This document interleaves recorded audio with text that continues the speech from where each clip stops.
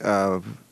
McGann and Ms. Blankenship, I get complaints from my local bankers and from my small businesses, well, particularly from my local bankers, who say that on one hand the federal government wants them to lend, and on the other hand, I think just the regulatory scheme is such that it's kind of the zero defects, that they had a 20% increase, I think, in their capital reserve requirements, if I'm using the proper term, 10 to 12%, and that has caused them to pull back on their lending.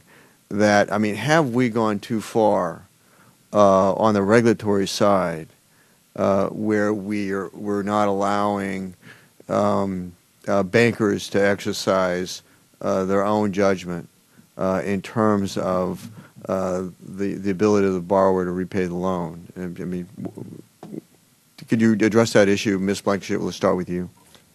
Certainly.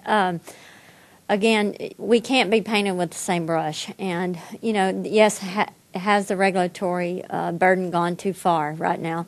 Yes, it has, because you find banks are hesitant to lend because of the increasing costs that I talked about. The FDIC, we're additionally being asked to put more money in loan loss reserve. So that takes the money out of loans, money available that could be leveraged back into loans. So all of those are challenges right now. To make this program more effective, we have to continue, as I said, to look at the initiatives and what's working, and get back to less paperwork and involving more banks in this program. Additionally, if we could get some Subchapter S reform, you'd find that a lot of small businesses could raise their own capital.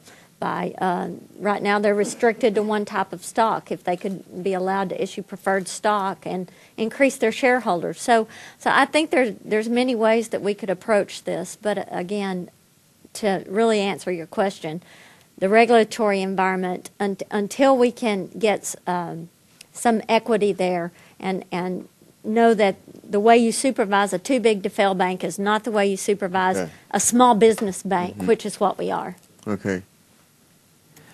We realize the regulators are under a lot of pressure, and I will say that our examinations are more difficult, but I continue to think that they are fair. We spend more time discussing our borrowers, as I mentioned earlier. Even though they're performing well, they are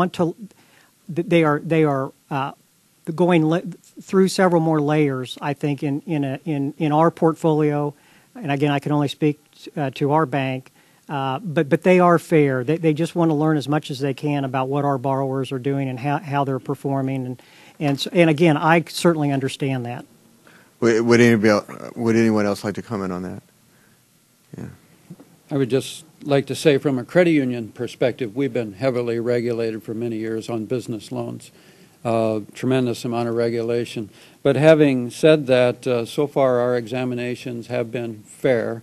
I've heard from other colleagues that maybe there's not that kind of consistency. Other areas of the country, the examinations are very difficult, and